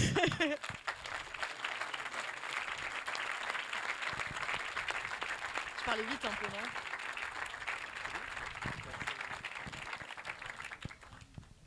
On va passer aux questions peut-être. Je te repasse la parole. Oh. Ouais. Alors, il y avait quelqu'un qui avait levé la main. Promis. Je te laisse faire. Même on respecte les promesses quand même. Oui, bonjour.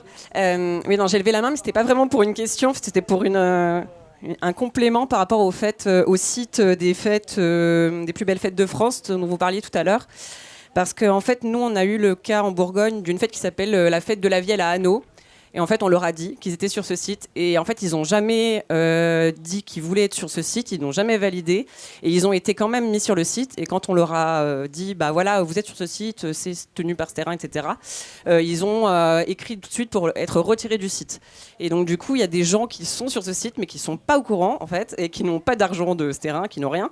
Juste, ils font de la pub pour des gens qui n'ont rien demandé. Et du coup, voilà, c'est pas parce que des gens sont sur le site qui sont tout de suite affiliés à l'extrême droite. Au contraire, eux, ils se sont retirés de suite. Ils ont demandé à être retirés de suite dès qu'on leur a dit qu'ils étaient dessus, quoi. Donc, Ouais, très vite. Bah, effectivement, c'est marrant cette histoire de les plus belles fêtes. Il y a les fêtes labellisées, il y a les fêtes adhérentes et il y a les fêtes qui n'ont rien demandé, mais qui sont affichées dans le calendrier. Et du coup, maintenant qu'il y a une polémique, apparaissent effectivement comme étant complices, participants à ce truc-là. Et donc, il y a maintenant plein de fêtes qui ne sont pas dans ce label, qui n'ont pas adhéré, qui demandent à être déréférencées. Donc, ça monte comme ça tout le temps. C'est assez fascinant. Ce matin, dans La Croix, je le dis juste au passage, le porte-parole qui fait partie de Studio 496, qui est un mec qui a bossé pour ce terrain pour créer des patronages à côté des églises l'année dernière et qui maintenant est aux plus belles fêtes de France, expliquait qu'ils n'avaient pas du tout... tout était clair dans leur gouvernance, ils n'étaient pas liés à ce terrain, mais en fait qu'ils avaient retiré l'organigramme de leur site parce qu'en fait ils se faisaient harceler par la presse. Voilà. Et en fait, et juste en dessous de ça, il y a le mec du Piment d'Espelette qui dit, comme ils se sont retirés, il dit qu'il se fait harceler par l'extrême droite maintenant. Donc en fait, petit à petit, cette affaire est en train de créer des zones, il y a une espèce de tsunami, alors c'est un peu trop fort sans doute, mais il y a une vague comme ça, voilà, ça continue. Donc c'est intéressant. Toutes ces fêtes, toutes les fêtes qui ne sont pas adhérentes, qu'elles demandent toutes à être retirées. C'est fascinant. Il y a aussi quand même des gens qui ne sont pas adhérents, pas labellisés. À Metz, le maire, François Gourdidier, la droite, lui, il demande à rester dans le calendrier. Il n'est pas adhérent, pas labellisé, mais il trouve ça super. Donc c'est un révélateur, voilà.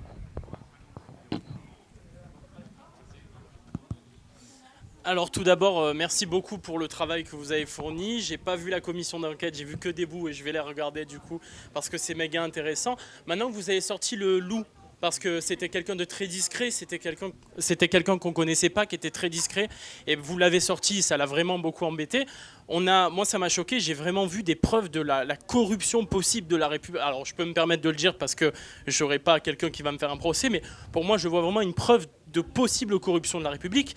Qu'est-ce qu'on fait maintenant ? Moi, c'est ça vraiment la question, c'est qu'est-ce qu'on fait quand on voit des preuves aussi choquantes, des choses aussi choquantes que son tableau, des liens qu'il a avec certains hommes politiques ou qu'il aimerait avoir ?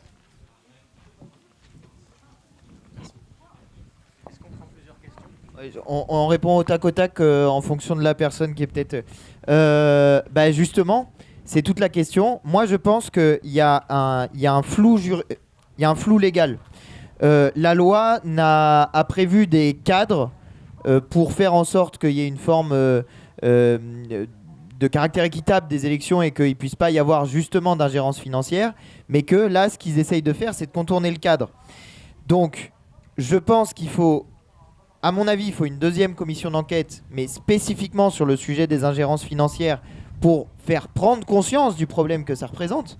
Parce que, y compris des gens de droite, peuvent être pas d'accord avec l'idée que quand on est plus riche, on peut gagner plus les élections. Il y a des gens de droite qui sont vraiment républicains. Ça commence à manquer, mais on se comprend, pas forcément dans les dirigeants politiques de la droite, mais à l'intérieur des gens de droite, il y a une droite populaire, qu'on le veuille ou non, qui est pas d'accord avec le fait qu'un riche puisse manipuler les esprits. Donc, moi, je pense qu'il y a plusieurs choses à faire. Un, mettre en lumière. Ça, c'est vraiment le truc le plus important parce que en gros, ils prennent les gens pour des cons. Ils essayent de faire en sorte qu'un mec soit auréolé de la science pure et parfaite, par exemple pour l'Observatoire de l'immigration. Mais si on dit aux gens, mais en fait, ce mec, c'est personne. Il n'a jamais fait d'études sérieuses sur le sujet. C'est juste un militant d'extrême droite qui vous dit des trucs d'extrême droite. Il pourrait être estampillé RN, ça serait pareil. Donc, voilà, on essaye de vous abuser.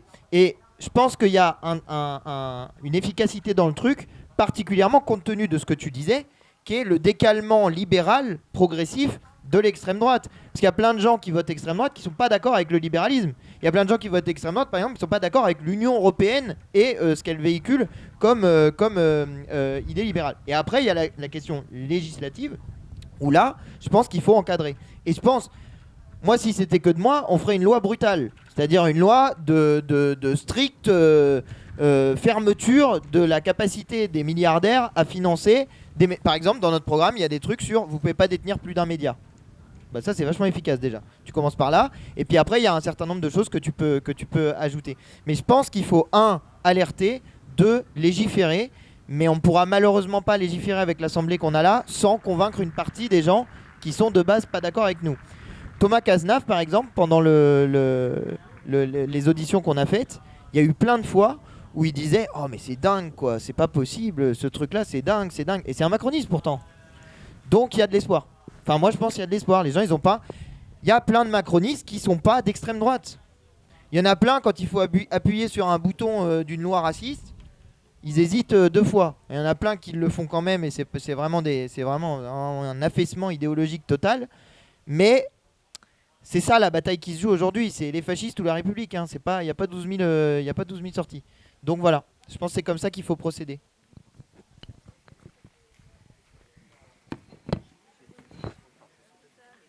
Pas encore, la fermeture est claire. Bonjour Monia, je suis enseignante dans le 13 et CGT Éducation, au passage. Moi, ce qui m'inquiète, c'est surtout par rapport aux éditions scolaires. Vous avez parlé de Bayard. Ce qu'il faut savoir, c'est que Bayard, dans les écoles, en début d'année, il distribue des trucs pour vendre des bouquins aux gamins, des abonnements, et après, en échange, les écoles gagnent des abonnements à des revues. Donc ça part de là. Pareil pour Hachette, hein. Hachette c'est Bolloré. Hein. Et quand on regarde les bouquins d'histoire de chez Hachette, quand vous étudiez la partie napoléonienne, je veux dire, on est parfois dans la limite du révisionnisme, quoi. Et pareil pour la Révolution. Enfin voilà, c'est tout ce que vous dites là. En fait, si vous voulez, moi ce qui m'inquiète, c'est le côté insidieux. C'est vraiment le truc où ça pénètre vraiment l'éducation des petits. Et puis après, la presse, tout ça, on en a parlé. Mais dans les écoles, c'est vraiment une catastrophe. Il n'y a aucune formation pour les enseignants pour analyser les manuels scolaires.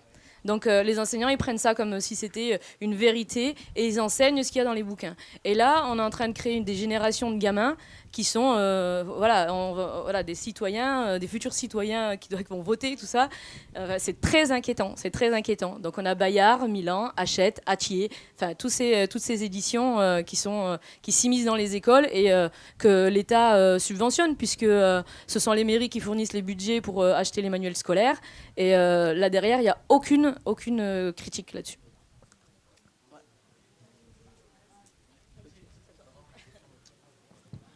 Bonjour, merci beaucoup pour vos différentes interventions. Moi j'aurais une question parce que les milliardaires qui essayent d'influencer les élections au niveau, nationalement en France on les connaît, Bolloré, etc. Il y a aussi celui qui a influencé sur l'élection de Meloni en Italie, ou alors aussi Blocher en Suisse, pour ne pas le citer. Par contre, est-ce que vous auriez d'autres noms au niveau européen, sur d'autres pays, l'Allemagne, Pologne, etc., à donner ? Moi, j'avoue que j'ai pas de nom à donner. En revanche, je vais décaler un peu la question du coup, mais la question des alliances internationales en fait entre, par exemple, quelqu'un comme Sterrin, elles sont en train de se constituer, notamment avec les États-Unis à travers la Heritage Foundation, dont le président a fait une tournée. Il est venu à Paris fin mai, en fait, à quelques semaines du Sommet des Libertés, et il a rencontré les dirigeants de l'extrême droite qui étaient au Sommet des Libertés, quoi. Il a dû rencontrer aussi des gens de LR, et il tient des discours. C'est donc l'architecte de ce qu'on a appelé, qu'on compare, c'est tout à fait exagéré, mais on compare parfois, on dit Périclès, c'est peut-être le projet 2025 en France. Et donc le projet 2025, c'est la Heritage Foundation qui l'a fait, qui a effectivement un plan pour le deuxième mandat de Trump. Et en fait, donc il venait à Paris, et en fait il allait en Hongrie, à une conférence des conservateurs, la CIPAC, Et donc effectivement, il faut voir que la Hongrie aujourd'hui est la Pologne aujourd'hui, ils n'ont plus le pouvoir. Enfin, c'est plus le PiS qui a le pouvoir, donc c'est plus tout à fait pareil. Mais ils ont des moyens, puis surtout il y a moyen d'activer des ressorts réactionnaires sans doute en Pologne. Mais disons que la Hongrie aujourd'hui est vraiment Budapest est vraiment un endroit très important où des tas d'intellectuels, des intellectuels, je ne mets même pas les guillemets là, ce sont des gens, des penseurs de cette contre-révolution catholique, conservatrice, inspirée par les courants allemands, Carl Schmitt, etc. Enfin, des gens qui ont vraiment, qui sont aujourd'hui au pouvoir autour de J.D. Vance aux États-Unis, se sont installés. Périclès, ce n'est pas un hasard, à mon avis. Dans son document qui date de septembre 2023, parlait de faire un voyage en Hongrie avec ses équipes pour se former pendant quelques jours. La Hongrie, l'État hongrois, Orbán, a donné des dizaines de millions d'euros, voire des centaines, je crois, de millions d'euros à un institut qui s'appelle Matthias Corvinus Institute, qui a des bureaux à Bruxelles maintenant, qui est allié à une fondation polonaise anti-avortement. Ces gens sont maintenant s'organisent évidemment à l'échelle internationale. Pour le moment, je dois le dire, je pense pas que... j'ai pas encore repéré de... Il y a des rencontres, ce qui est déjà pas mal, c'est déjà quelque chose, mais je pense pas que la France, ces réseaux français autour de ce terrain ou de Bolloré pèsent lourd dans la structuration internationale. Ils participent. Je crois que Rérol, quand il était en commission, a dit qu'il allait aller à Bruxelles quelques semaines après à un colloque du réseau Atlas, qui est la fédération des think tanks ultra-conservateurs américains. Je crois qu'ils sont un peu dans le paysage, mais en fait, ils n'étaient pas à la tribune. Je parlais du CIPAC en Hongrie. Il y avait Orbán, il y avait Meloni, il y avait des gens de Meloni. Il y avait finalement qu'un seul Français en fait à ce truc-là, c'est Fabrice Leggeri, donc l'ancien gars de Frontex qui s'est fait élire au Parlement européen, donc quelqu'un sans doute de très, qui peut justement jouer ce type de relations internationales, dans lesquelles il doit y avoir aussi des trucs un peu diplomatiques. Mais il n'y avait pas de Français, alors qu'il y a plein de Hongrois, plein d'Italiens, plein d'Allemands, l'AfD, plein d'Autrichiens, plein de Belges, des Flamands nationalistes. Je veux dire, ils pèsent pas trop lourd, mais on sait que ces gens s'organisent et ils sont effectivement. Et je dis juste un dernier truc, juste par rapport au libéralisme. Je pense que c'est très juste ce qu'a dit Lila sur le libéralisme, mais il faut pousser. On pourrait pousser. En fait, la doctrine là, c'est les libertariens. C'est des libertariens, c'est-à-dire vraiment, c'est la phase ultime et c'est la phase autoritaire en fait du libéralisme. En fait, moi, au moment du sommet des libertés, j'avais fait parler quelques libéraux authentiques qui disaient c'est pas le libéralisme, c'est scandaleux qu'ils mettent la main sur le libéralisme, les gens d'extrême droite.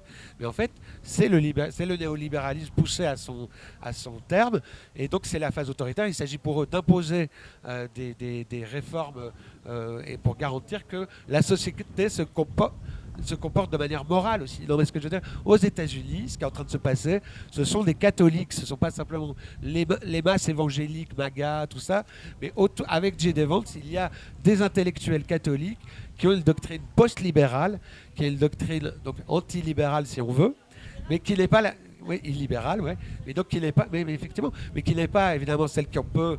Anticapitaliste, évidemment, on est très loin de ce qu'on peut défendre à gauche, mais c'est une doctrine antilibérale d'une certaine manière, et donc il faut faire attention aussi à ce qui se passe là-dedans, parce que eux, ils sont prêts à n'importe quel régime politique. C'est pour ça que dans les spectacles historiques, c'est important de savoir que la République, ça n'a aucune importance, qu'ils adorent la monarchie, qu'ils adorent les saints, parce que eux, la forme d'organisation politique, si c'est une monarchie, si c'est autre chose qu'une démocratie, ça ne les gênera pas du tout. Ça ne vous surprendra pas, mais ils sont prêts maintenant à le dire.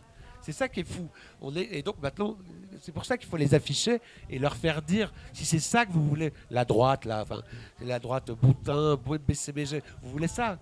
Mais c'est ça qui se passe.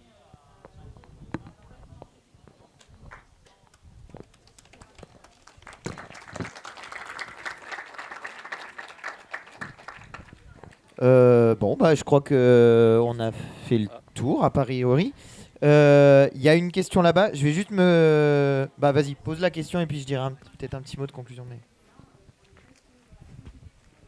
La dernière du coup, parce qu'après, il y a la conférence de Jean-Luc et comme chacun Merci. sait, on ne peut pas rater, puisque sinon...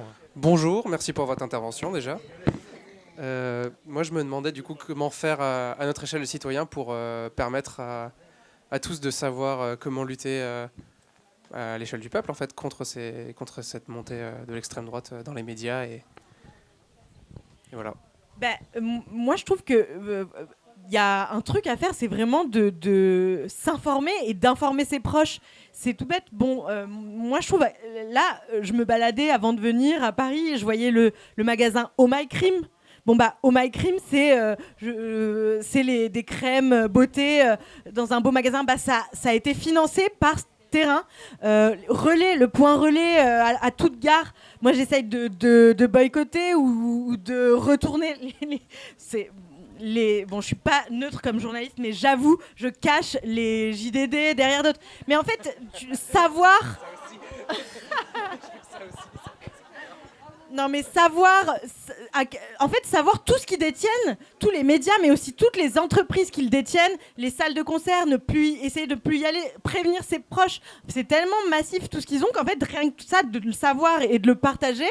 Voilà, après, on l'a dit, financer la presse concurrente, essayer, voilà, économiquement, de pas de voir les alternatives qui existent. Enfin, voilà. Je pense que c'est intéressant, c'est important et en fait, c'est tellement pas si commun de savoir que c'est déjà un pas chouette.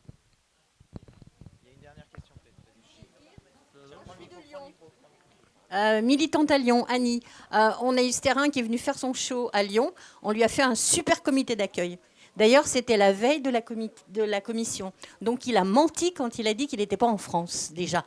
Il était à Lyon la veille. Donc, il avait tout à fait la possibilité de prendre un TGV comme tout le monde. Attends, non mais vraie question, parce que C'est moi vrai, j'avais vu qu'il y avait cet événement-là. Oui.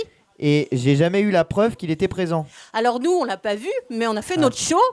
Oui, On a mais fait notre show devant. Mais bon. moi je pense qu'il avait prévu de venir et qu'il n'est pas venu parce que sinon ça lui pourrissait son argumentaire. Je pense. Parce que sinon, t'inquiète que... Alors là, l'article 40, Code de procédure pénale. Ouais, mais alors, ça va permettre de répondre en fait à vous deux et de conclure. Déjà en remerciant nos deux intervenants pour leur présence et pour le travail qu'ils font, parce que je pense que c'est un travail indispensable. Et ensuite, en vous disant que d'abord, effectivement, on peut agir localement en fait.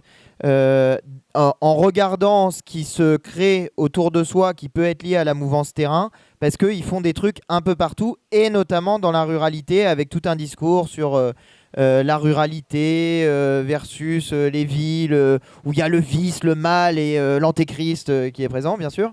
Donc ça, c'est un premier élément. Et puis après, il y a aussi comprendre, je pense, de manière profonde, au sens littéral du mot comprendre, prendre avec soi, ce qu'ils essayent de faire eux. Ils ont une vision de la société et une manière de faire qui est ce que fait le fascisme. C'est-à-dire, le fascisme cherche à invisibiliser les rapports de classe, à faire disparaître les rapports de classe pour transformer des rapports qui sont des rapports de verticalité en rapports d'horizontalité. C'est ça l'objectif du fascisme, et d'essayer de couper des petits morceaux de peuple pour mettre des bouts à l'écart et faire en sorte que l'unité populaire soit impossible.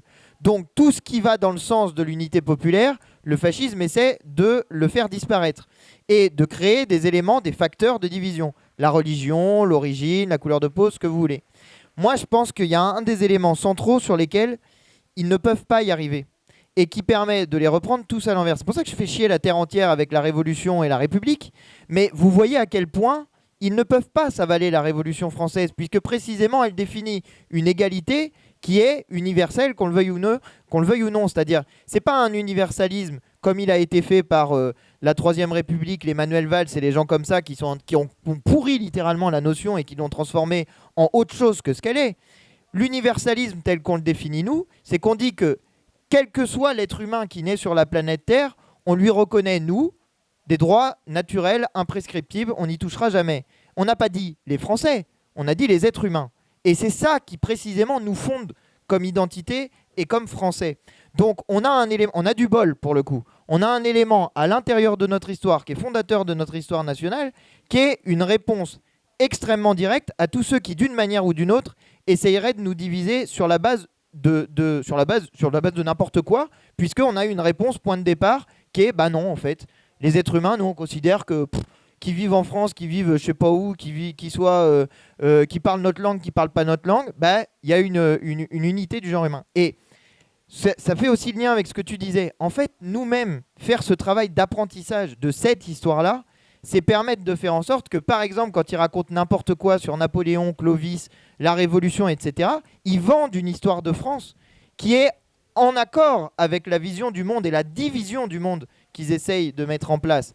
Nous, on a du travail à faire pour revaloriser une histoire où tout le monde est contre nous, d'une certaine manière. Le meilleur exemple de ça, c'est la baston entre Robespierre et Napoléon. Vraiment, c'est le meilleur truc. Vous mettez Robespierre au milieu d'une conversation, boum, c'est parti dans le décor. Il n'y a plus personne qui est d'accord, etc. Vous mettez Napoléon. Oh, c'est un Napoléon qui a rétabli l'esclavage. Enfin, on marche sur la tête sur ces histoires-là. Et moi, je pense que c'est assez efficace parce que ça permet de prendre tous les bouts en même temps. Ça permet de parler de la question médiatique, ça permet de parler de la question de la littérature, ça permet de parler de la question de l'histoire elle-même, et ça permet de parler des outils qui nous permettent de lutter contre ce type de visée. Et ça permet de retourner contre eux-mêmes un argument. C'est que eux nous accusent de ne pas aimer notre pays ou je sais pas quoi, de vouloir le transformer en autre chose. Mais c'est l'inverse. C'est eux littéralement qui essayent de le transformer en autre chose que ce qu'il est censé être.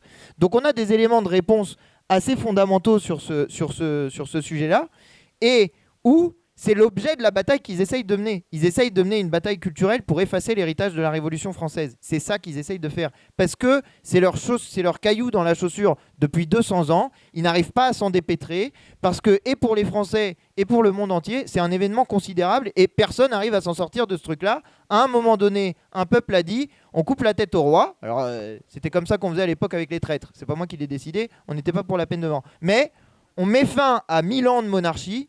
Et on remplace ça par désormais les citoyens sont égaux. Punaise, pour réussir à revenir sur un truc aussi considérable que ça, ils sont obligés d'y mettre des milliards et des milliards d'euros. Raison pour laquelle la solution réside dans le peuple. La solution réside dans le peuple. Et là, je finirai sur ça. D'ailleurs, on l'a mis dans la commission d'enquête. Souvenez-vous de ce que vous dit Vincent Tibéry. Il y a une droitisation des élites.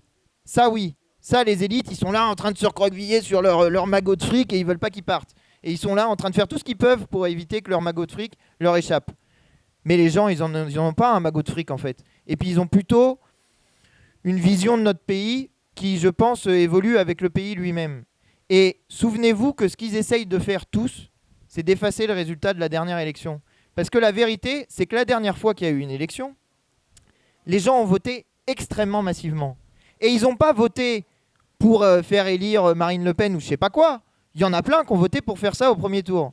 Mais au deuxième tour, il y a eu l'exact inverse. Et c'est pas parce qu'un type tout seul, qui se prétend monarque, nouveau monarque absolu, a décidé d'ignorer le résultat de l'élection, que nous, on est obligé d'ignorer le résultat de l'élection. C'est pas parce qu'un type tout seul a décidé que le résultat de l'élection, c'était autre chose que le résultat de l'élection, que nous, on est obligé de tomber dans le panneau. Tous ces gens essaient de nous faire oublier non seulement l'espoir qu'on a eu, mais le sentiment de la victoire, parce que le seul moyen de nous faire reculer, c'est justement de réussir à nous démoraliser. Je pense que vous pouvez voir autour de vous, dans ces universités d'été, qu'ils ne sont pas prêts de réussir à nous démoraliser. Personne n'y arrivera jamais, parce que ça fait 230 ans qu'ils essayent, et pendant 230 ans, personne n'a jamais réussi.